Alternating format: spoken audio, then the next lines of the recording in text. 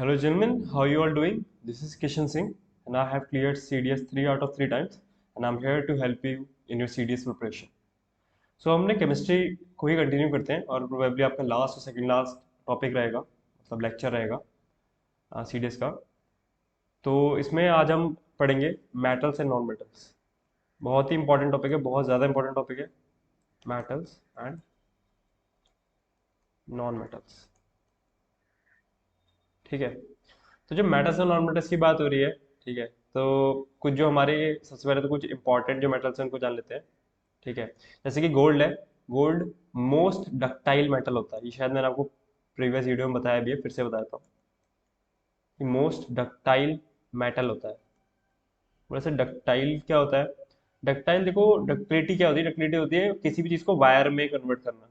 ठीक है, जैसे मान लो ये आपके पास गोल्ड है, ठीक है, इसको आप बीट कर करके किसी भी तरीके से कितने थिन वायर्स में कन्वर्ट कर सकते हो। ठीक है, जितना थिन वायर होगा, जितना थिन वायर तक जा सकता है वो, उतनी उसकी डक्टिलिटी ज़्यादा होगी बिना टूटे। ठीक है, तभी हमने देखा होगा कि गोल्ड की चेन बन जाती है। ठीक है, गोल्ड को हम बहुत सारे ऑर्नामेंट में यूज़ कर लेते हैं डिफरेंट टाइप के। ठीक है, तो उस टाइप से इसलिए गोल्ड जो होता है मोस्ट डक्टाइल मेटल होता है। ठीक है, सेकेंड चीज़ आती है यहाँ पर कि जो कॉपर एंड सिल्वर होते हैं ना, ठीक है, वो बेस्ट कंडक्टर होते हैं हीट के। ये क्वेश्चन सीधा पूछता है वो, ये सारे क्वेश्चन सीधे सीधे वाले हैं, सीधे क्वेश्चन आते हैं सीधे पे। ठीक है, जो कॉपर एंड सिल्वर है वो बेस्ट कंडक्टर ऑफ हीट होता है। ठीक है, लास्ट टाइम मैंने आपको बताया था कि ब्रोमीन जो है, ठीक है, वो ओनली लिक्विड नॉन मेटल है। चलो लिख देता हूँ, ओनली लिक्विड नॉन मेटल है। ठीक है, इसी तरीके से जो मरकरी है वो ओनली एट रूम टेम्परेचर है। ठीक है, एट 25 डिग्री सेल्सियस। ठीक है, ओनली लिक्विड मेटल है। ठीक है, वो एट रूम टेम्परेचर।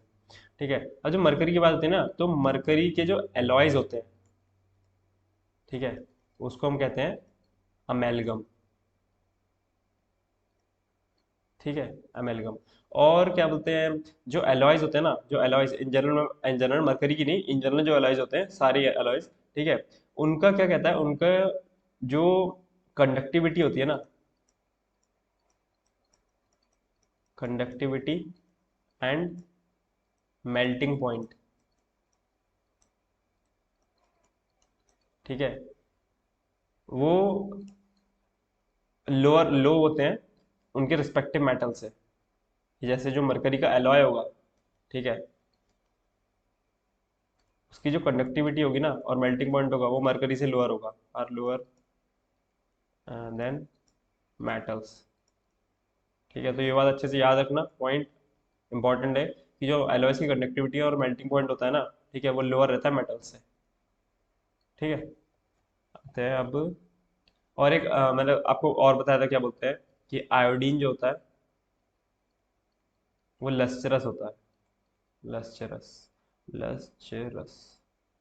ठीक है, यानी शाइनी होता है, शाइनी, लाइट रिफ्लेक्ट करता है, लाइट रिफ्लेक्ट कर सकता है, इसका शाइनी सरफेस होता है। ठीक है, अब ये तो बात हुई कि कौन लिक्विड होता है, ठीक है, कौन लिक्विड रहता है। अब ऐसे ही जैसे लिक्विड की बात आती है ना, तो लिथियम, सोडियम एंड पोटेशियम, ठीक है, ये क्या होता है, ये इतने सॉफ्ट होते हैं ना, ठीक है, कि ये नाइफ से कट सकते हैं, can be cut by a knife. आप इनको चाकू से काट लोगे, अगर आपको दे दी जाए तो आप इनको चाकू से काट लोगे, इतने सॉफ्ट रहते हैं। तो ये भी स्टेटमेंट है कि lithium, sodium, potassium can be cut by a knife. Alright, फिर इसमें क्या चीज़ है ना, इसमें एक सीरीज आती है जो कि बहुत बहुत बहुत इंपॉर्टेंट है, मतलब बहुत बहुत बहुत इंपॉर्टेंट है। इसमें 5 स्टार 4 स्टार जो लगाना चाहो आप लगा लेना। कलर चेंज कर देता हूँ। ठीक है, रिएक्टिविटी सीरीज, सीरीज, सीरीज। ठीक है, ये ध्यान से देखना इसको। Potassium, sodium, calcium, magnesium, aluminium, zinc, iron, lead, फिर यहाँ पर हाइड्रोजन आता है, ठीक है, कॉपर, मर्क्यूरी, सिल्वर और गोल्ड। ठीक है, ये है। और इनकी जो रिएक्टिविटी ऑर्डर होता है ना, कुछ ऐसा दिखेगा आपको, ये।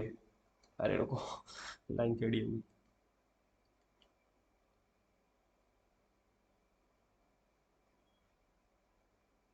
इसकी जो रिएक्टिविटी होगी ना इन मेटल्स की, वो नीचे जाने पे डिक्रीज हो रही है।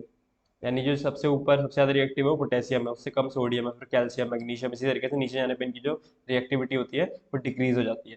तो जो ऊपर के मोस्टली मेटल्स होते हैं ना, जैसे कि ये मेटल, ये मोस्टली आपको कंबाइंड स्टेट में मिलेंगे, किसी दूसरे मेटल के साथ रिएक्ट, मेटल या नॉन मेटल के साथ किसी के साथ रिएक्ट करके ही मिलेंगे आपको, रिएक्टेड स्टेट में ही मिलेंगे। बट ये जो नीचे को जाते हैं ना, जैसे कि सिल्वर, मर्क्यूरी वगैरह, ये मोस्टली आपको नेटिव स्टेट में मिलेंगे, यानी सिंगल मिलेंगे आपको, किसी के साथ रिएक्टेड नहीं मिलेंगे आपको। ठीक है, तो इनकी रिएक्टिविटी का ऑर्डर ये होता है। अब इस रिएक्टिविटी ऑर्डर पे बहुत क्वेश्चन बनते हैं।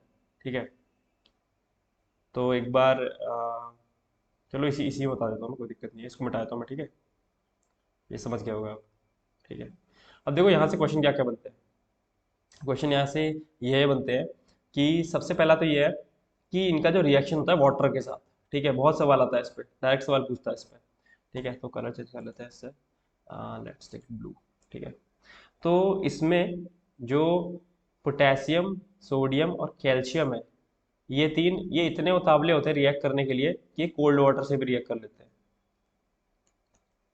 कोल्ड वाटर, ठीक है, रिएक्ट, ये कोल्ड वाटर से भी रिएक्ट कर लेते हैं। फिर जो मैग्नीशियम भैया होते हैं हमारे, ठीक है, ये सिर्फ हॉट वाटर से रिएक्ट करते हैं, कोल्ड वाटर से रिएक्ट नहीं करेंगे। हॉट वाटर से इनका थोड़ा लेवल बढ़ गया है। ठीक है, इन्होंने कहा हम ऐसे नहीं किसी से भी रिएक्ट कर लेंगे जाके। उसके बाद एल्यूमिनियम, जिंक और आयरन। ठीक है, एल्यूमिनियम, जिंक और आयरन, ये क्या करते हैं, ये स्टीम से रिएक्ट करते हैं। बोले नहीं, हॉट वाटर हमारे लिए नहीं है, हम ना कोल्ड वाटर ना हॉट वाटर, हम स्टीम से रिएक्ट करेंगे। ठीक है, और फिर जो लेड से लेकर नीचे तक होते हैं, गोल्ड तक, ठीक है, लेड, कॉपर, मर्क्यूरी, सिल्वर और गोल्ड, ठीक है, ये वाटर के साथ रिएक्ट नहीं करते। Do not react with water, इन्होंने कहा नहीं, हमको करना ही नहीं है, do not react with water. ठीक है, ये बात समझ में आ गई अच्छे से। एक बार दोबारा से रिपीट कर देता हूँ मैं इसको, एक सेकंड। हाँ, तो जो पोटेशियम, सोडियम और कैल्शियम है वो बहुत ज़्यादा उतावले हैं, वो कोल्ड वाटर से भी रिएक्ट कर लेंगे। मैग्नीशियम जो है वो सिर्फ हॉट वाटर से रिएक्ट करेगा। एल्यूमिनियम, जिंक और आयरन, ये तीनों स्टीम से रिएक्ट करते हैं। स्टीम वाटर क्या मतलब, स्टीम वाटर भी होता है, स्टीम से रिएक्ट करते हैं, स्टीम से। ठीक है, और जो लेड, कॉपर, मरकरी, सिल्वर और गोल्ड होते हैं, वाटर के साथ रिएक्ट ही नहीं करते। ठीक है, तो अब इसको देख लो, आराम से लिख लो। इसके बाद मैं इसको एक और दूसरा ऑर्डर है वो बताता हूँ मैं इसमें, इसी में। ठीक है, ये मिटा देता हूँ मैं।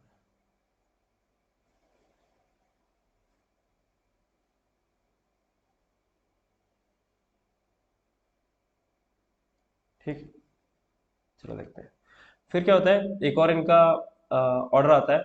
वो होता है कि इनको जो प्योरीफाई किया जाता है ना इनकी ओर से, अब कोई मेटल कहाँ से एक्सट्रैक्ट किया जाता है, उसकी ओर से एक्सट्रैक्ट किया जाता है। उसकी ओर होती है, ठीक है, उसकी ओर को निकाला जाता है, फिर उसको प्योरीफाई किया जाता है। ठीक है, फिर उसमें से हमें प्योर मेटल मिलता है। अब इसी प्योरिफिकेशन के प्रोसेस में हम किस तरीके से इनको प्योरीफाई करते हैं, किस तरीके से इनको प्योर मेटल की फॉर्म में लाते हैं। तो पोटेशियम से लेकर, ठीक है, पोटेशियम से लेकर एल्यूमिनियम तक, पोटेशियम से लेकर एल्यूमिनियम तक क्या किया जाता है, इलेक्ट्रोलिसिस। ठीक है, इलेक्ट्रोलिसिस की जाती है। उसके बाद क्या है, उसके बाद जो आपका जिंक से लेकर मर्क्यूरी तक, जिंक से लेकर मर्क्यूरी तक, ठीक है, इनका रिडक्शन कराया जाता है, रिडक्शन यूजिंग कार्बन। ठीक है, और जो आपके ये सिल्वर और गोल्ड रहते हैं, ठीक है, ये आपको नेटिव स्टेट में मिलेंगे, फाउंड इन नेटिव स्टेट। ये आपको किसी भी इम्प्योरिटी वगैरह के साथ रिएक्ट करते हुए नहीं मिलेंगे, आपको नेटिव स्टेट में मिल जाएंगे। ठीक है, तो इनकी प्योरिफिकेशन की ऐसी कोई ज़रूरत नहीं रहती है। ठीक है, इनका देखो, तो ऊपर से पोटेशियम से लेकर potassium, sodium, calcium, magnesium, aluminium, इनकी इलेक्ट्रोलिसिस कराई जाती है। ठीक है। फिर जिंक, आयरन, लेड, कॉपर और मरकरी, इनका रिडक्शन होता है यूजिंग कार्बन। ठीक है। और जो सिल्वर और गोल्ड होते हैं वो नेटिव स्टेट में पाए जाते हैं। अब बोले यार इसमें इंपॉर्टेंट क्या है, यहीं से डायरेक्ट डायरेक्ट क्वेश्चन बनते हैं, और के ऊपर यहाँ से डायरेक्ट डायरेक्ट क्वेश्चन बन जाएगा। ठीक है। तो अब इलेक्ट्रोलिसिस एक बार मैं समझा देता हूँ। देखो इलेक्ट्रोलिसिस में क्या होता है ना, इलेक्ट्रोलिसिस में दो ऐसे जंक्शन बनाए जाते हैं। ठीक है। ऐसे समझ लो ये सोल्यूशन रहता है। ठीक है। जिसमें हमारा जैसे जो ओर वगैरह एक्सट्रैक्ट करने के लिए जो ओर वगैरह है, ठीक है, उसी का सोल्यूशन रहेगा इसमें। ठीक है, उस टाइप से। ठीक है। तो वहाँ पर देखो इस तरीके से ऐसे इन दो टर्मिनल को जोड़ दिया जाता है। एक को कहते हैं हम एनोड। ठीक है। और एक को कहते हैं हम कैथोड। ठीक है। कैथोड जो बनता है वो प्योर मेटल का बनता है, प्योर मेटल का बनता है। और जो एनोड होता है वो मेटल विद इम्प्योरिटीज रहता है, मेटल विद इम्प्योरिटी। ठीक है। तो जब इसमें से मतलब इलेक्ट्रिसिटी पास करी जाती है ना, तो इसमें जो सोल्यूशन में जो प्योर मेटल रहेगा ना, ठीक है, वो कैथोड पे आके चिपक जाता है। ठीक है। और जो इम्प्योर मेटल रहता है वो इस एनोड पे आके ऐसे करके चिपक जाएगा। और जो इंसॉल्यूबल इम्प्योरिटीज रहेंगी, ठीक है, जो मैं दूसरा पेन चेंज करके बताता हूँ, लेट्स टेक इट राइट। ठीक है। जो इंसॉल्यूबल इम्प्योरिटीज रहेंगी ना यहाँ पर, जो सॉल्यूबल नहीं होंगी इस मतलब सोल्यूशन में, ठीक है, वो यहाँ पर इस तरीके से एनोड के नीचे आ जाएंगी। एनोड के नीचे यहाँ पर इस तरीके से इकट्ठी हो जाएंगी, और इन्हें कहते हैं हम एनोड मड। ये क्वेश्चन आया हुआ है। ठीक है। कि एनोड मड मतलब कहाँ पर पाई जाती है, तो वो एनोड के नीचे पाई जाती है। ठीक है। तो ये इनसॉल्यूबल इम्प्योरिटी होती है। एनोड मड क्या है एक्चुअली? Insoluble impurities. ठीक है। एनोड है इनसॉल्यूबल इम्प्योरिटीज। तो आपने इलेक्ट्रोलिसिस देख लिया। इलेक्ट्रोलिसिस में किस तरीके से हम मेटल को प्यूरिफाई करते हैं। प्योर मेटल है वो कैथोड पे आ जाएगा, और इम्प्योरिटी वाला मेटल एनोड पे रहता है, और जो इनसॉल्युबल इम्प्योरिटीज रहती हैं, ठीक है, वो एनोड मड के तरह नीचे गिर जाती हैं, यहाँ पर नीचे बेस पे, और ये इनसॉल्युबल इम्प्योरिटीज रहती हैं, और इनको हम एनोड मड कहते हैं। ठीक है। इस तरीके से फिर प्रोसेस करके हम इसको इलेक्ट्रोलिसिस में इस तरीके से प्योरिफिकेशन होता है। और क्या बोलते हैं, एनोड पे जो है होता है आपका ऑक्सीडेशन रहता है। ठीक है, ऑक्सीडेशन। और कैथोड पे रहता है रिडक्शन। कैथोड पे होता है रिडक्शन। ठीक है। अगर मैं इसको एग्जांपल समझाना चाहूँ ना कि रिडक्शन एक्चुअली क्या है, देखो अगर मान लो Na पॉजिटिव है, Na के पास एक इलेक्ट्रॉन की कमी है, मैं उसको एक इलेक्ट्रॉन दे दूँ ना, ठीक है, तो क्या बन जाएगा, वो Na बन जाएगा। उसके उसका चार्ज डिजोल्व हो जाएगा, प्लस माइनस डिजोल्व हो जाएगा, उसके इलेक्ट्रॉन की जो कमी थी वो पूरी हो गई। ठीक है। तो इस वजह से हम क्या कहेंगे, ये क्या हुआ, यहाँ पर रिडक्शन हो गया। इस प्रोसेस को हम क्या कहते हैं, रिडक्शन। इलेक्ट्रॉन दे दिए किसी को, उसको हम रिडक्शन कहते हैं। ठीक है। और रिडक्शन कहाँ होगा, रिडक्शन होगा कैथोड पे। इस तरीके से अगर Cl नेगेटिव है, उसके पास जैसे 2Cl नेगेटिव है, ठीक है, दो मॉलिक्यूल है Cl के। ठीक है। उनके पास क्या है, उनके पास दो चार्ज, एक एक क्लोरीन पे एक चार्ज है, तो दो क्लोरीन के पास दो चार्ज होंगे। ठीक है। तो अगर ये Cl2 दो Cl के जो मतलब मॉलिक्यूल्स है, ठीक है, एटम है दो Cl के, ठीक है, अगर वापस में रिएक्ट करके Cl2 का मॉलिक्यूल बना लेना, तो वो स्टेबल हो जाएगा और दो इलेक्ट्रॉन निकल जाएंगे एक्स्ट्रा। तो इसको हम क्या कहते हैं, इसको हम कहते हैं ऑक्सीडेशन। ठीक है। इसको हम कहते हैं ऑक्सीडेशन। तो ये होता है ऑक्सीडेशन और रिडक्शन। तो रिडक्शन कहाँ होता है, कैथोड पे, और ऑक्सीडेशन कहाँ होता है, एनोड पे। ठीक है। ये बात अच्छे समझ में आ गई होगी। अब जो इसमें एक जो इसकी एक जो दूसरी चीज आती है, ठीक है, पहले एक में छोटा सा ऑर्डर है, वो आप लिख लो। Order of reactivity of metal with acid. ये ऑर्डर सीधे पूछ लेगा आपसे पेपर में। ठीक है। और ये आने ही आने यार, ये जो चीज़ें मैं बता रहा हूँ ना, ये आती रहती है और फर्दर आगे भी आती रहेगी। ठीक है। मैग्नीशियम, एल्यूमिनियम, जिंक और आयरन। तो यहाँ पर अगर आप इसमें भी देखना चाहो, इसमें भी देख सकते हो। देखो मैग्नीशियम, एल्यूमिनियम, जिंक, आयरन की रिएक्टिविटी ऐसे डिक्रीज हो रही है, तो एक ऑर्डर है, एनसीईआरटी मेंशन्ड है, इसलिए मैंने आपको बताया। Order of reactivity of metal with acid, magnesium, फिर देन उससे कम एल्यूमिनियम, देन उससे कम जिंक, देन उससे कम आयरन। ठीक है। फिर एक चीज छोटी सी चीज एक्स्ट्रा नोट में डाल के लिख लो, एक्वा रिजिया। ये तो वनडे एग्जाम्स में आती रहता है। एक्वा रिजिया क्या होता है, एक्वा रिजिया होता है कंसंट्रेटेड HCl और कंसंट्रेटेड नाइट्रिक एसिड का मिक्सर, HNO3 का मिक्सर। कितने पार्ट में, तीन पार्ट कंसंट्रेटेड HCl के और एक पार्ट कंसंट्रेटेड HNO3 का। मतलब 75% कंसनट्रेटेड HCl और 25% कंसनट्रेटेड HNO3, इसको हम कहते हैं एक्वा, ठीक है। एक्वा अगर मैं बोलूँ तो क्या बोलते हैं, प्यूरिफिकेशन वगैरह के काम में आता है, ठीक है। जो हम आपने देखा होगा, क्या बोलते हैं कि जो सफाई कराते हैं ना अपने ज्वेलरीज वगैरह की, ठीक है, तो उसको मतलब एक्वा में ही डालकर उसको साफ किया जाता है, जिससे कि इम्प्योरिटी वगैरह जो होती है वो निकल जाती है, ठीक है। तो ये चीज़ हो गई। अब इसको मैं यहाँ से, चलो नेक्स्ट स्लाइड पे ले लेते हैं, इतना कोई दिक्कत नहीं है, ठीक है। फिर जो अभी ये वाला जो पार्ट आता है ना, ठीक है, ये काफ़ी इंपॉर्टेंट है, और, ठीक है, यहाँ से सवाल आ चुका है, आया हुआ है अभी शायद से, इस अटेम्प्ट में तो नहीं कहूँगा, इससे जो प्रीवियस वाला पेपर था सितंबर वाला, आई गेस, उसमें इस पर क्वेश्चन आया हुआ था। देखो, और कैसी रहेंगी, और तीन तरीके के मेटल की रहेंगी। एक तो जो मेटल ऑफ हाई रिएक्टिविटी, जैसे कि पोटेशियम हो गया, सोडियम हो गया, मेटल ऑफ हाई रिएक्टिविटी, ठीक है। दूसरे रहेंगे आपके मेटल ऑफ मीडियम रिएक्टिविटी, जो मतलब मीडियम रिएक्टिव है, जैसे उनके जो नीचे हो गए, जैसे कि लेट्स सपोज एल्यूमिनियम जिंक वगैरह हो गए, ठीक है, मेटल ऑफ मीडियम रिएक्टिविटी, ठीक है। और जो लास्ट आएगा आपका इसमें, blue colour, metal of low reactivity, ठीक है। तो metal of high reactivity, metal of medium reactivity, metal of low reactivity, तो इनकी ओर से हम इनके जो प्योर मेटल का एक्सट्रैक्शन करते हैं वो कैसे करते हैं, ठीक है। तो जो मेटल ऑफ हाई रिएक्टिविटी रहते हैं ना, ठीक है, उनकी हम इलेक्ट्रोलिसिस कराते हैं, मैंने आपको पीछे बताया ना, इलेक्ट्रोलिसिस, इलेक्ट्रोलिसिस ऑफ मॉल्टेन ओर, मतलब उनकी जो पिघली हुई ओर होती है उसकी इलेक्ट्रोलिसिस कराते हैं, उससे हमें प्योर मेटल मिल जाता है, pure metal, we get pure metal. तो मेटल ऑफ हाई रिएक्टिविटी, इसमें सवाल उसमें लिख देगा statement, metal of high reactivity can be obtained in pure form through electrolysis, तो ये स्टेटमेंट बिल्कुल सही रहेगा, ठीक है। उसके बाद कलर चेंज करते हैं। उसके बाद देखो, उसके बाद इसमें दो दो सब कैटेगरीज आती हैं, इसको मैं थोड़ा सा लाइन बना देता हूँ, ठीक है, तो इसको अलग रखना, ठीक है। इसके बाद इसमें दो सब कैटेगरीज आती है। एक होती है जो मेटल ऑफ मीडियम एक्टिविटी होती है ना, वहाँ पर दो तरीके की और मिलेंगी आपको।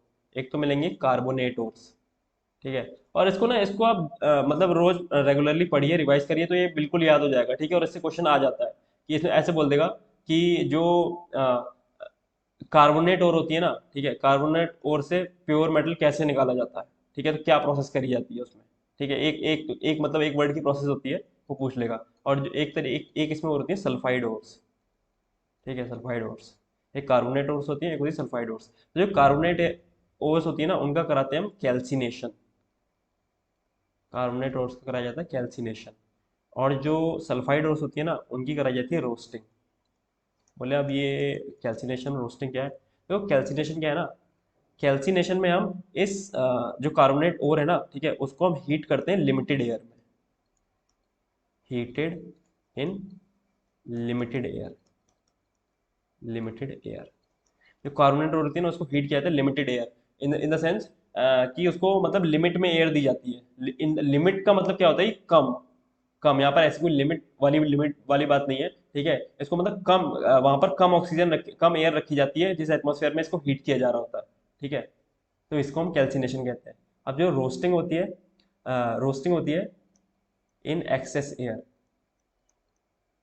इन एक्सेस एयर, मतलब अबंडेंस में, वहां पर मतलब पूरी तरीके से इसको बहुत ज्यादा एयर दी जाती है, जो सल्फाइड ओर की रोस्टिंग हो रही होती है, ठीक है, वहां पर बहुत ज्यादा एयर की सप्लाई करी जाती है, एक्सेस एयर की सप्लाई करी जाती है। तो इसको अगर याद करना हो ना कि कार्बोनेट ओर का कैल्सिनेशन होता है, एक तो ये तरीका है कि कार्बोनेट ओर सी कैल्सिनेशन, ठीक है, कार्बोनेट ओर का कैल्सिनेशन होता है सी, तो इससे आप याद रखते हो कार्बोनेट ओर का कैल्सिनेशन होता है, और जो सल्फाइड ओर होती है उनकी रोस्टिंग होती है, ठीक है। तो जब आपको पता है कार्बोनेट ओर का कैल्सिनेशन रहता है, तो सल्फाइड ओर की रोस्टिंग रहती है। अगर रोस्टिंग को भी याद रखना है तो जैसे कि एग्जांपल ले लो, जैसे कोई रोस्टर जैसे कैरिंग आती है, ठीक है, तो वो एक्सेस में रोस्ट कर देता है, किसी को भी बहुत गंदी तरीके से रोस्ट कर देता है, ठीक है। तो रोस्टिंग में याद रख सकते हो कि रोस्टिंग में एक्सेस एयर का यूज होता है, ठीक है। जैसे कैरी कैरी मिनाटी जो है वो जब किसी को रोस्ट करता है तो बहुत ही गंदी तरीके से एक्सेस में रोस्ट कर देता है। तो रोस्टिंग कैसी होती है? एक्सेस एयर में। ठीक है। और जो कैल्सिनेशन होता है, जब रोस्टिंग होती है एक्सेस एयर में, जो कैल्सिनेशन होता है वो लिमिटेड एयर में होता है। ठीक है। जैसे कि कैल्सिनेशन में एल है तो लिमिटेड एयर, कार्बोनेट और सी कार्बोनेट और कैल्सिनेशन, और एल है तो यहाँ पर लिमिटेड एयर। सल्फाइड और रोस्टिंग, कैरी मिनाती, एक्सेस। ठीक है। अब आई होप याद हो जाएगा इससे। ठीक है। तो कैल्सिनेशन और रोस्टिंग कराते हैं हम इसके। ठीक है।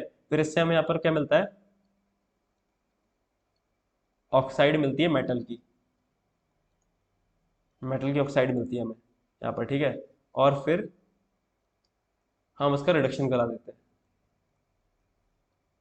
मतलब ऑक्सीडेशन रिडक्शन होता है ना, उसके क्या होता है, मेटल को रिड्यूस करा देते हैं, रिडक्शन ऑफ मेटल करा देते हैं। ठीक है। और यहाँ से हमें प्यूरिफाइड मेटल मिल जाता है। ठीक है। तो ये बात समझ लो, जो मेटल ऑफ मीडियम रिएक्टिविटी होते हैं, ठीक है, उनकी दो टाइप्स की और होती हैं। एक तो कार्बोनेट और होती है, एक होती है सल्फाइड और। कार्बोनेट और के हम कराते हैं कैल्सिनेशन, यानी कैल्सिनेशन यानी heat heat in limited air. कोई ज़्यादा प्रेजेंस नहीं होती है एयर की, कम एयर की प्रेजेंस में हीट किया जाता है कार्बोनेट ओर्स को। सल्फाइड ओर्स की रोस्टिंग करी जाती है। ठीक है। यानी कि एक्सेस एयर में उनको हीट किया जाता है, heated in excess air. Sulphide ores को हीट किया जाता है एक्सेस एयर में, तो उसको रोस्टिंग बोलते हैं। फिर इनकी ऑक्साइड निकल के आ जाती है, ऑक्साइड का रिडक्शन करा देते हैं हम। ठीक है। रिडक्शन मैंने बताया था ना कि ऑक्सीजन का रिमूवल। अब किसी चीज़ की ऑक्साइड आई है, उसमें से अगर हम ऑक्सीजन का रिमूवल कर देंगे ना तो उसको रिडक्शन कहते हैं। जब आपने ऑक्साइड का रिमूवल कर दिया, ठीक है, तो आपको प्योर मेटल मिल जाएगा। तो यहाँ से आपको प्योरीफाइड मेटल मिल गया। एक बार रिपीट कर देता हूँ। ऑक्साइड जो रहती है मेटल की, यानी जैसे कि लेट्स सपोज MgO है। ठीक है। MgO। ठीक है। MgO है तो यहाँ पर क्या करेंगे, इसकी ऑक्साइड है, अगर इसमें से मैं ये ऑक्सीजन निकाल दूं ना, ठीक है, तो क्या बचेगा? Mg बचेगा। और ऑक्सीजन निकालने को हम रिडक्शन बोलते हैं। ऑक्सीजन निकालने को हम रिडक्शन बोलते हैं। तो आपने उस मेटल का रिडक्शन करा दिया, ऑक्सीजन रिमूव करा दिया, अब क्या बचा? मैग्नीशियम बचा, प्यूरिफाइड मेटल मिल गया आपको। यही चीज़ है। ठीक है। ऑलराइट। ठीक है। तो ये तो हो गया सल्फाइड और इसकी और सल। अब जो लो रिएक्टिविटी के मेटल्स रहते हैं, ठीक है, जो लो रिएक्टिविटी के मेटल्स रहते हैं, उनकी ओर कैसी होती है? उनकी ओर होती है सल्फाइड ओर्स। ठीक है। देखो, मीडियम रिएक्टिविटी वालों की कार्बोनेट और भी हो सकती है, सल्फाइड और भी हो सकती है, बट जो लो रिएक्टिविटी लो रिएक्टिविटी वाले मेटल रहते हैं ना, उनकी सल्फाइड ओर्स ही रहती है। सल्फाइड और की क्या कराते हैं? रोस्टिंग कराते हैं। देखो कितना सिंपल हो गया। रोस्टिंग कराते हैं। ठीक है। और क्या बोलते हैं, फिर हमें मेटल मिल जाता है उससे। फिर मेटल की आप रिफाइनिंग कर लो पानी से, या जिस तरीके से भी मेटल की रिफाइनिंग कर लो यहाँ से। ठीक है। तो यहाँ से मेटल ऑफ लो रिएक्टिविटी की सल्फाइड ओर्स होती है। सल्फाइड ओर्स की क्या कराते हैं हम? रोस्टिंग कराते हैं। फिर हमसे मेटल मिल जाता है, उसको रिफाइन कर लेते हैं। ठीक है। ये रिफाइनिंग है, आई है रिफाइनिंग। ठीक है। ये बात समझ में आ गई इतनी? तो ये बहुत ज़्यादा इंपॉर्टेंट चार्ट बना के दिया है मैंने आपको। ठीक है। तो इसको बिल्कुल बढ़िया से बना लेना, देखना इसको, बार बार रिवाइज करना, तो बिल्कुल अच्छे से याद हो जाएगा। और फिर कोई दिक्कत नहीं होगी, यहीं से क्वेश्चन पूछेगा इसमें से रिएक्टिविटी सीरीज में से सभी कुछ इंपॉर्टेंट है, लेकिन ये जो चीज़ें हैं ना, ये सुपर मोस्ट इंपॉर्टेंट है। हर किसी, सिर्फ सीडीएस ही नहीं, आप कोई भी वनडे वगैरह एग्जाम दोगे ना, ठीक है, तो उसमें यहाँ से क्वेश्चन आता है, और बहुत ही आप सिंपली कर ले जाओगे अगर आपको टेबल और रिएक्टिविटी सीरीज दिमाग में है आपके। ठीक है। देन देन एक आते हैं हमारे आयोनिक कंपाउंड्स। Ionic compounds. ठीक है। ये आयोनिक कंपाउंड्स में क्या रहता है? ये सॉलिड होते हैं। ठीक है। इनका high melting and boiling point होता है। Boiling point. ठीक है। तो आयनिक कंपाउंड में अगर इन जनरल आपको बताओ ना, तो आयनिक कंपाउंड ले लो NaCl। Na में क्या रहता है? Na positive Cl negative. Ion के फॉर्म में जो कंपाउंड रहते हैं ना, कंपाउंड भी रहेंगे, और उन पे चार्ज, मतलब चार्ज आप शो कर सकते हो उस पर, जैसे कि NaCl हो गया। ठीक है। तो इस हिसाब से आयनिक कंपाउंड रहते हैं जिनके बीच में आयनिक बॉन्ड बनता है। ठीक है। चार्ज वाला। ठीक है। तो इसको हम आयनिक कंपाउंड्स कहते हैं। तो आपको इतना वो करने की जरूरत नहीं है कि आयनिक कंपाउंड क्या होते हैं। ठीक है। बस ये एक दो पॉइंट है। तो इसका जो मेन मोस्ट इंपॉर्टेंट पॉइंट है ना, वो ये है कि conduct electricity in molten state. जब वो पिघली स्टेट में रहेंगे ना, तभी, वैसे तो इन जनरल जो होते हैं ये सॉलिड होते हैं, सॉलिड फॉर्म में पाए जाएंगे, बट जब अगर इनसे इलेक्ट्रिसिटी कंडक्ट करवानी है ना, ठीक है, तो आपको इनको मॉल्टन स्टेट में रखना होगा। जब आप इनको मॉल्टन स्टेट में रखेंगे ना, देखो अभी तो ये NaCl है, ठीक है, फिर जब इसमें मॉल्टन स्टेट में रखेंगे ना, इसमें कहीं वाटर, मतलब इसमें एंटर कराएंगे वाटर, ठीक है, तो ये चार्ज की फॉर्म में आ जाएगा, Na पॉजिटिव और Cl नेगेटिव। अब ये मॉल्टन फॉर्म में है ना, तो इसमें चार्ज डेवलप हो गया, Na पॉजिटिव रहने लगा पार्शियल और Cl नेगेटिव रहने लगा पार्शियल। इस वजह से क्या होगा कि ये अब जब चार्ज डेवलप हो गया ना, तो फिर जब चार्ज डेवलप हो गया तो इलेक्ट्रिसिटी कंडक्ट करा सकते हैं, ठीक है। ऑलराइट, तो इनका एक ऑर्डर होता है, ये ऑर्डर बहुत इंपॉर्टेंट है, पहले चेंज करके बताता हूँ, ठीक है। तो इस ऑर्डर को जरूर याद कर लेना, मतलब देखते रहना तो याद खुद हो जाएगा। इसमें थोड़ा सा ट्विस्ट है, पता है, कैल्शियम ऑक्साइड, सोडियम क्लोराइड, एक second, calcium chloride, magnesium chloride और लिथियम क्लोराइड। क्लोराइड है, ठीक है, Cl सब Cl है, Cl है, ये भी Cl है, ये भी Cl है, फ्लोरीन, ठीक है। ये तो मेल्टिंग पॉइंट का ऑर्डर हो गया। अब इसके जो बॉइलिंग पॉइंट का ऑर्डर होता है ना, देखना तो थोड़ा सा ट्विस्ट है, कैल्शियम ऑक्साइड, अब यहाँ पर कैल्शियम क्लोराइड आ जाएगा।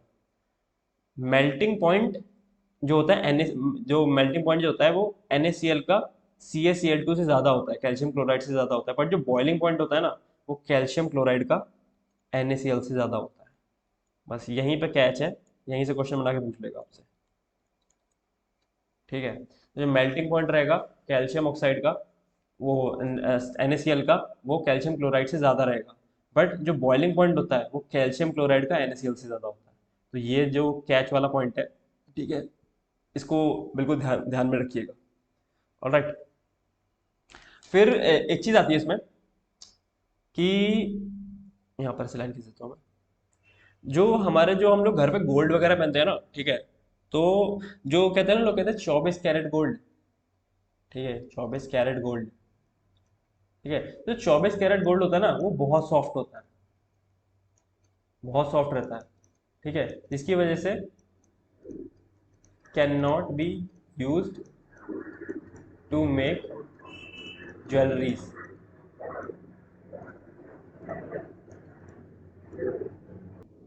ठीक है। तो जो 24 कैरेट गोल्ड होता है वो बहुत ही सॉफ्ट होता है और ये ज्वेलरी बनाने के यूज में नहीं आ सकता। तो इसमें क्या किया जाता है, इसमें हम 22 कैरेट तो गोल्ड लेते हैं, 22 कैरेट का गोल्ड लेते हैं, ठीक है, gold with 2 parts of silver और कॉपर टू मेक ज्वेलरीज, ठीक है, ठीक है। तो जो 24 कैरेट गोल्ड होता है बहुत सॉफ्ट रहता है, उसकी ज्वेलरी मिल सकती है। इसमें क्या हम कहते हैं, 22 कैरेट गोल्ड में 2 पार्ट सिल्वर या कॉपर मिला देते हैं, ठीक है, सिल्वर या कॉपर मिला देते हैं, जिसकी वजह से इसकी जो स्ट्रेंथ होती है वो बढ़ जाती है, ठीक है, गोल्ड की, और ये हमें ये ज्वेलरी बनाने के हम इससे ज्वेलरीज बना सकते हैं, वरना 24 कैरेट गोल्ड बहुत सॉफ्ट होता है और इसको इससे ज्वेलरी नहीं बना सकते, ठीक है। ऑलराइट, एक पॉइंट और यहाँ पर मेरे को दिख रहा है, मेरे नोट्स में नोट डाउन कर रखा है मैंने, वो है आपका एक मतलब वो लिख लो, इन द सेंस एक एलॉय है, ठीक है, थोड़ा हो जाता है यार कभी कभी, थोड़ा सा ऊपर नीचे लिखा रहता है ना, मैग्नेलियम, मैग्नेलियम, ठीक है, मैग्नेलियम एल्यूमिनियम प्लस मैग्नीशियम का बनता है, समझ में आ रहा होगा, एल्यूमिनियम और मैग्नीशियम, मैग्नीशियम और एल्यूमिनियम, ठीक है, समझ में आ रहा होगा। इसको हम एयरक्राफ्ट पार्ट बनाने, एयरक्राफ्ट के जो पार्ट बनते हैं ना, एयरक्राफ्ट के जो पार्ट बनते हैं, ठीक है, उसमें यूज़ किया जाता है इसको, ठीक है। फिर इसमें एक छोटा सा मतलब टॉपिक रह जाता है, अगर मैं उसके लिए फिर अलग से वीडियो बनाऊंगा तो फिर कोई सेंस नहीं बनेगा उसका, ठीक है, तो मैं इसी इसी इसी उसमें पढ़ा दे रहा हूँ, पीरियोडिक क्लासिफिकेशन करके, ठीक है, एक टॉपिक रह जाता है उसमें, मतलब छोटे छोटे लॉज हैं, ठीक है, एक होता है कि लॉ, ये ऐसे पूछ सकता है कि लॉ ऑफ ट्रायड्स किसने दिया था, लॉ ऑफ ट्रायड्स, ठीक है, रुक जाओ यार सही से लिख देता हूँ, law of TRIADS, law of triads, ये दिया था जोहान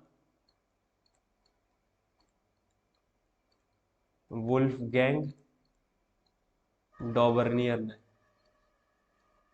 डॉबर, जो भी था इनका नाम, डॉबरनियर, ठीक है। इन्होंने लॉ ऑफ ट्राइड्स दिया था। लॉ ऑफ ट्राइड्स क्या था कि जब हम मैटर्स को ना, ठीक है, उनके असेंडिंग ऑर्डर ऑफ वेट्स में लगाते हैं, कि मतलब उनका जो एटॉमिक मास है वो बढ़ रहा है ना, ठीक है। तो जो तीन, एक जो ट्राइड बनता है, जैसे लिथियम सोडियम पोटेशियम का उन्होंने एक ट्राइड दिया था, ठीक है। तो उन्होंने कहा था कि जो लिथियम और पोटेशियम का अगर आप जो वो लेंगे ना, इनका एटॉमिक मास लिथियम प्लस जो पोटेशियम का एटॉमिक मास को अगर आप 2 से डिवाइड करेंगे ना, तो इसमें सोडियम का एटॉमिक मास आ जाएगा, ठीक है।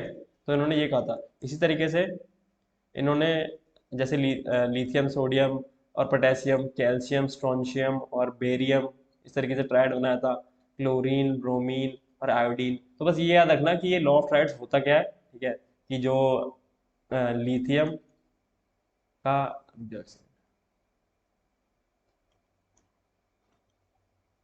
लिथियम का एटॉमिक मास प्लस पोटेशियम का एटॉमिक मास, ठीक है, इसको आप 2 से डिवाइड करेंगे तो आपको सोडियम का एटॉमिक मास मिल जाएगा, एटॉमिक मास, ठीक है। इसी तरीके से कैल्शियम और बेरियम के एटॉमिक मास को टू ऐड करके 2 से डिवाइड करेंगे तो आपको स्ट्रोंशियम को मिल जाएगा। इस हिसाब से क्लोरीन और आयोडीन करेंगे तो ब्रोमीन का मिल जाएगा, ठीक है। तो इतनी, मतलब इस स्टेटमेंट की इतनी, ये कुछ इन ट्राइड्स वगैरह की इतनी कोई सिग्निफिकेंस नहीं है, बट आपको पता होना चाहिए कि लॉ ऑफ ट्राइड किसने दिया है। तो दिया है जोहान वुल्फगैंग डॉबर्नियर ने, और ये क्या होता है, ठीक है, इसकी भी आपको नॉलेज रहनी चाहिए। तो अगर बाई चांस स्टेटमेंट में फंसा है तो हम कर लेंगे, ठीक है। और हाँ, इनका एक और वो है कि अगर साइंटिस्ट के तौर पे, he identified platinum as catalyst, identified, इन्होंने मतलब ये पता लगाया था कि प्लेटिनम जो है, आपको प्लेटिनम होता है ना, प्लेटिनम एज ए कैटलिस्ट, ये कैटलिस्ट की तरह काम कर सकता है। कैटलिस्ट वो होते हैं जो मतलब किसी कोई रिएक्शन हो रही है, जैसे मान लो एक रिएक्शन हो रही है, कोई भी मतलब इन जनरल एक्स रिएक्टेंट है, वो वाई रिएक्टेंट के साथ मिलके एक्स वाई बनाता है, ठीक है। तो कैटलिस्ट क्या करता है, इस रिएक्शन को कैटलाइज करने का काम करता है। इन द सेंस क्या होता है कि कैटलिस्ट क्या करेगा, या तो इसका रेट ऑफ जो रिएक्शन है, ठीक है, रेट ऑफ रिएक्शन, जिस स्पीड से रिएक्शन हो रहा है उसको या तो बढ़ा देगा या घटा देगा। बढ़ाने वाले को हम पॉजिटिव कैटलिस्ट बोलते हैं और घटाने वाले को हम नेगेटिव कैटलिस्ट बोलते हैं, ठीक है। तो जो एक्स और Y, let's suppose X Y बन रहा था, ठीक है, लेट्स सपोज 1 घंटे में, 1 आवर में, ठीक है। अब जब कोई कैटलिस्ट डाल दिया ना इस प्रोसेस के अंदर में कि ये जल्दी जल्दी कैटलाइज करेगा, तो हो सकता है ये उसको 1 मिनट में बना दे, ठीक है। बहुत ही मतलब ज़्यादा तेज हो जाता है रिएक्शन कैटलिस्ट के डालने पर, तो हो सकता है जो 1 घंटे में काम करता है 1 मिनट में बना दे, और हो सकता है कि इसको और देर करे, या फिर 2 आवर या 5 आवर, या फिर इसको होने ही ना दे, तो वो नेगेटिव कैटलिस्ट हो जाते हैं। मतलब इन द सेंस क्या है कि स्पीड को बढ़ाएगा या घटाएगा, ठीक है, कैटलाइज करेगा उस रिएक्शन को, इसको हम बोलते हैं कैटलिस्ट, ठीक है, कैटलाइज करेगा उस रिएक्शन को, ठीक है। तो he identified platinum as a catalyst, ठीक है। फिर एक चीज, दूसरी चीज आती है इसमें, वो आता है न्यूलैंड्स लॉ ऑफ ऑक्टेव्स। इसमें क्या होता है, इसमें इन्होंने कहा था कि जब आप जो, जैसे कि एलिमेंट्स है ना, ठीक है, एलिमेंट्स को जब उनके इंक्रीजिंग एटॉमिक मास के ऑर्डर में लगाओगे ना, एटॉमिक मास के ऑर्डर पे, एटॉमिक मास के ऑर्डर में लगाओगे, तो जो 8वां एलिमेंट रहेगा ना, ठीक है, जैसे हर जो 8th एलिमेंट आएगा, जैसे 1 2 3 इस तरीके से लगाओगे ना, जो 8वां एलिमेंट आएगा ना, ठीक है, वो फर्स्ट एलिमेंट की प्रॉपर्टीज को रिपीट करेगा, फर्स्ट एलिमेंट की प्रॉपर्टीज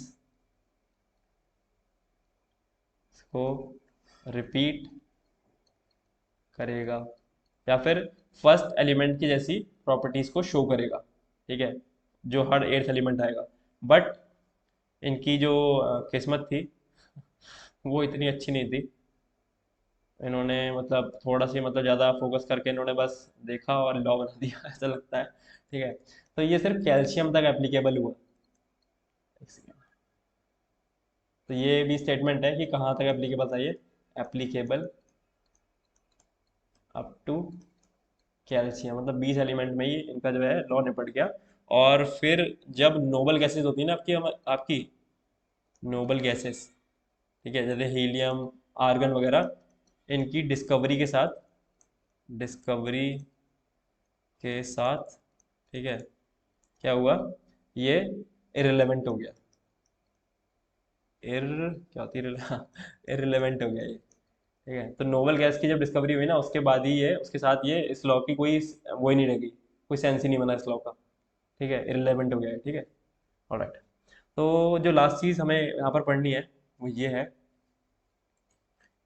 कि पहले ना जब अ, जैसे स्कैंडियम है, ठीक है, स्कैंडियम, थोड़ा सीधा कर लेता हूँ, ठीक है। जो आपका स्कैंडियम आपको पता होगा, एक मेटल है, एटॉमिक नंबर 21, ठीक है। इस तरीके से गैलियम है, ठीक है, और जर्मेनियम है, ये तीन है ना।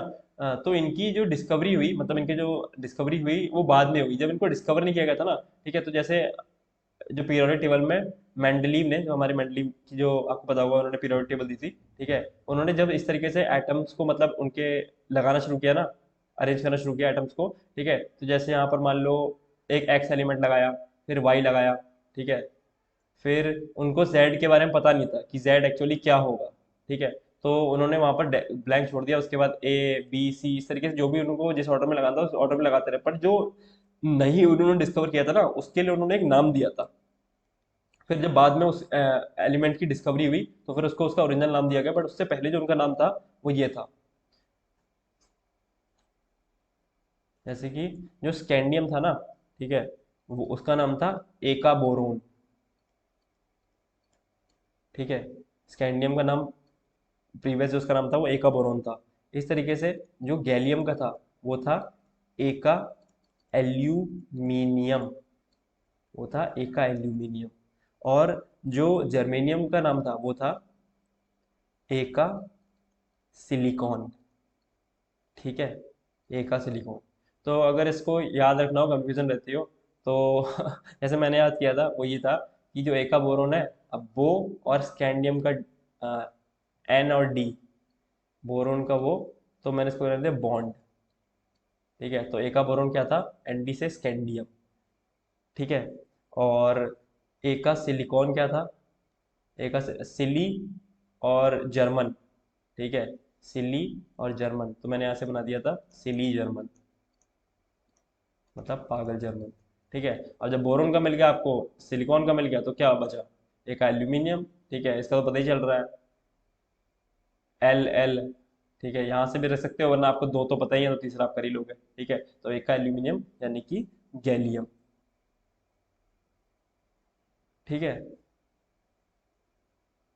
All right. तो इसमें आई गेस इतना सफिशिएंट होगा, ठीक है। अगर आप जानना चाहो तो एक छोटी सी चीज़ है, बस छोटी सी लास्ट चीज़, ठीक है। जो मैंडलीव का जो पीरियोडिक, मतलब मैंडलीव